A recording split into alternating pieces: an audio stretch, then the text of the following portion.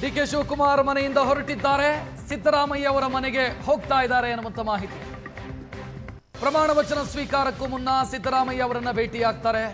ನಂತರ BS ಯಡಿಯೂರಪ್ಪ ಇಬ್ಬರು ಮಾಜಿ ಮುಖ್ಯಮಂತ್ರಿಗಳನ್ನು ಡಿಕೆ ಶಿವಕುಮಾರ್ ಭೇಟಿಯಾಗೋದಕ್ಕಿದ್ದಾರೆ. ನಿರ್ಗಮಿತ ಮುಖ್ಯಮಂತ್ರಿ ಸಿದ್ದರಾಮಯ್ಯ, ಮಾಜಿ ಮುಖ್ಯಮಂತ್ರಿ BS ಯಡಿಯೂರಪ್ಪ. ಮೊದಲಿಗೆ ಸಿದ್ದರಾಮಯ್ಯ ಅವರನ್ನ ಕಾವೇರಿ ನಿವಾಸದಲ್ಲಿ ಭೇಟಿಯಾಗ್ತಾರೆ. ಅದಾದ ಬಳಿಕ ಡಾಲರ್ಸ್ ಕಾಲೋನಿಯ ಧವಳಗಿರಿಗೆ ಹೋಗಿ BS ಯಡಿಯೂರಪ್ಪ ಅವರನ್ನ ಭೇಟಿಯಾಗ್ತಾರೆ. ಇಬ್ಬರ ಜೊತೆಗೂ ಮಾತುಕತೆ ನಡೆಸ್ತಾರೆ. BS ಯಡಿಯೂರಪ್ಪ ಅವರ ಆಶೀರ್ವಾದವನ್ನ ಕೂಡ ಪಡೆಯೋದಕ್ಕಿದ್ದಾರೆ.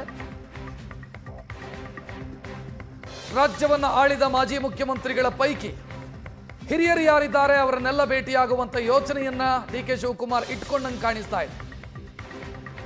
ದೇವೇಗೌಡರು, ವೀರಪ್ಪ ಮೊಯ್ಲಿ, BS ಯಡಿಯೂರಪ್ಪ. ಹಿರಿತನದ ವಿಚಾರಕ್ಕೆ ಬಂದ್ರೆ ಜೊತೆಗೆ ಸಿದ್ದರಾಮಯ್ಯ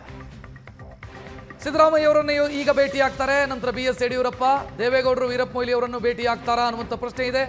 ಆಗುವಂತ ಸಾಧ್ಯತೆಗಳು ಕೂಡ ಇದೆ. ರಾಜ್ಯವನ್ನ ಆಳಿದಂತ ಹಿರಿಯರ ಪೈಕಿ, ಮಾಜಿ ಮುಖ್ಯಮಂತ್ರಿಗಳ ಪೈಕಿ ಎಲ್ಲರನ್ನೂ ಭೇಟಿಯಾಗುವಂತ ಯೋಚನೆಯನ್ನ ಡಿಕೆ ಶಿವಕುಮಾರ್ ಇಟ್ಟುಕೊಂಡಿದ್ದಾರೆ. ಸಿದ್ದರಾಮಯ್ಯ ಅವರ ನಂತರ BS ಯಡಿಯೂರಪ್ಪ ಅವರ ಮನೆಗೆ ತೆರಳುತ್ತಾರೆ ಅನ್ನುವಂಥ ಮಾಹಿತಿ.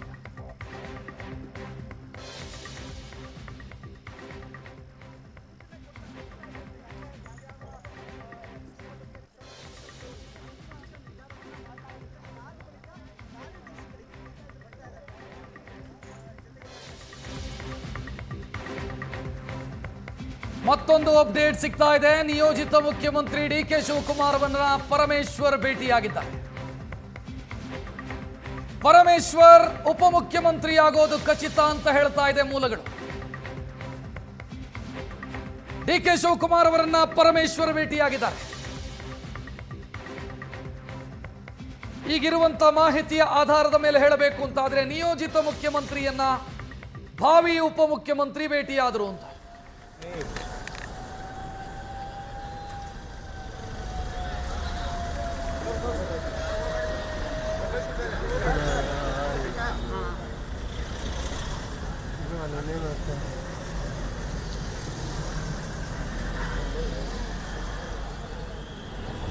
ಪರಮೇಶ್ವರ್ ಡಿಕೆ ಶಿವಕುಮಾರ್ ಸಿದ್ದರಾಮಯ್ಯ ಅವರ ಮನೆಗೆ ಬರ್ತಾ ಇರುವಂತ ದೃಶ್ಯ ಇದು. ನಿರ್ಗಮಿತ ಮುಖ್ಯಮಂತ್ರಿಯನ್ನ ನಿಯೋಜಿತ ಮುಖ್ಯಮಂತ್ರಿ ಭೇಟಿಯಾಗೋದಕ್ಕೆ ಹೋಗ್ತಾ ಇದೆ. ಇಲ್ಲಿಂದ ಮತ್ತೆ ಡಾಲರ್ಸ್ ಕಾಲೋನಿ ಮಾಜಿ ಮುಖ್ಯಮಂತ್ರಿ ಯಡಿಯೂರಪ್ಪ ಅವರನ್ನ ಭೇಟಿಯಾಗ್ತಾರೆ. ಫೋಟೋ ನೋಡ್ತಾ ಇದ್ದೀರಿ. ನಿಯೋಜಿತ ಮುಖ್ಯಮಂತ್ರಿಗಳನ್ನ ಭಾವಿ ಉಪಮುಖ್ಯಮಂತ್ರಿ ಡಾಕ್ಟರ್ G ಪರಮೇಶ್ವರ್ ಭೇಟಿಯಾಗಿರುವಂತ ಫೋಟೋ. ಉಪಮುಖ್ಯಮಂತ್ರಿ ಇರ್ತಾರಾ ಅನ್ನುವಂಥ ಪ್ರಶ್ನೆಗಳಿತ್ತು. ಈ ಕ್ಷಣಕ್ಕಿರುವಂತ ಡೀಟೇಲ್, ಡಾಕ್ಟರ್ G ಪರಮೇಶ್ವರ್ ಒಬ್ಬರೇ ಉಪಮುಖ್ಯಮಂತ್ರಿಯಾಗಿ ಡಿಕೆ ಶಿವಕುಮಾರ್ ಅವರ ಕ್ಯಾಬಿನೆಟ್ ಅಲ್ಲಿ ಇರ್ತಾರೆ. ಇಬ್ಬರು ಭೇಟಿಯಾಗಿರುವಂತ ದೃಶ್ಯವನ್ನ ನೀವು ನೋಡ್ತಾ ಇದ್ದೀರಿ. ಡಾಕ್ಟರ್ G ಪರಮೇಶ್ವರ್ ಹಿಂದೆಯೂ ಉಪಮುಖ್ಯಮಂತ್ರಿ ಆಗಿದ್ರು ಮೈತ್ರಿ ಸರ್ಕಾರದಲ್ಲಿ, ಕುಮಾರಸ್ವಾಮಿ ಅವರ ಕ್ಯಾಬಿನೆಟ್ ಅಲ್ಲಿ. ಈಗ ಡಿಕೆ ಶಿವಕುಮಾರ್ ಅವರ ಕ್ಯಾಬಿನೆಟ್ ನಲ್ಲೂ ಕೂಡ ಡಾಕ್ಟರ್ G ಪರಮೇಶ್ವರ್ ಉಪಮುಖ್ಯಮಂತ್ರಿಯಾಗೋದು ಖಚಿತವಾಗಿದೆ. ಡಿಕೆ ಶಿವಕುಮಾರ್ ಅವರನ್ನ ಪರಮೇಶ್ವರ್ ಭೇಟಿಯಾದಂತ ಫೋಟೋ ದೃಶ್ಯ ಏನ್ ನೋಡ್ತಾ ಇದ್ದೀರಿ, ಆ ದೃಶ್ಯ ಡಿಕೆ ಶಿವಕುಮಾರ್ ಸಿದ್ದರಾಮಯ್ಯ ಅವರ ಮನೆಗೆ ಬಂದಿರುವಂತ ದೃಶ್ಯ.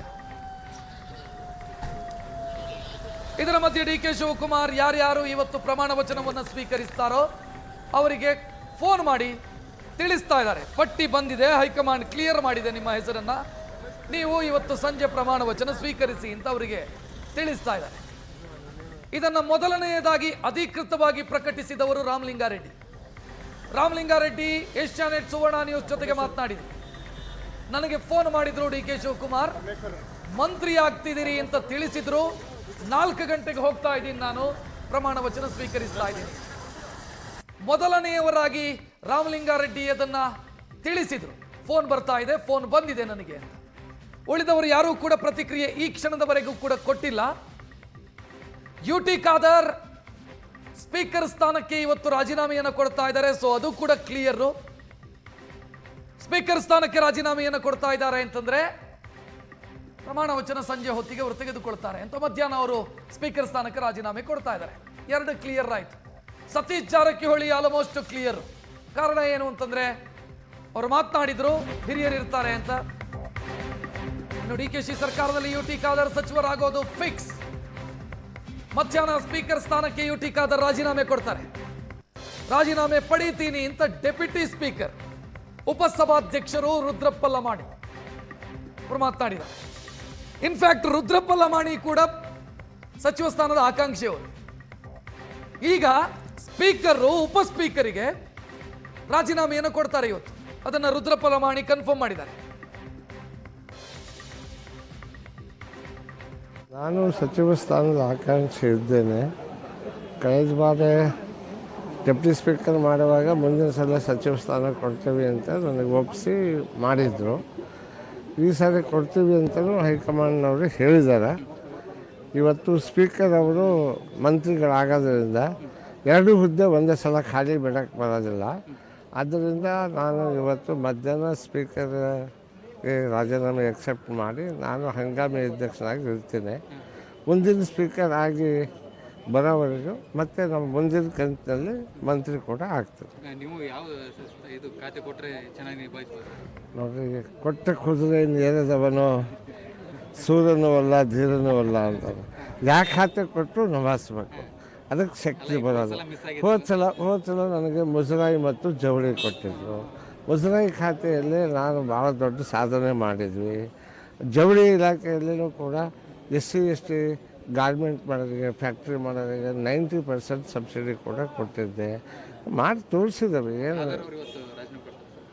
ಯಾವುದು ಹಾಂ.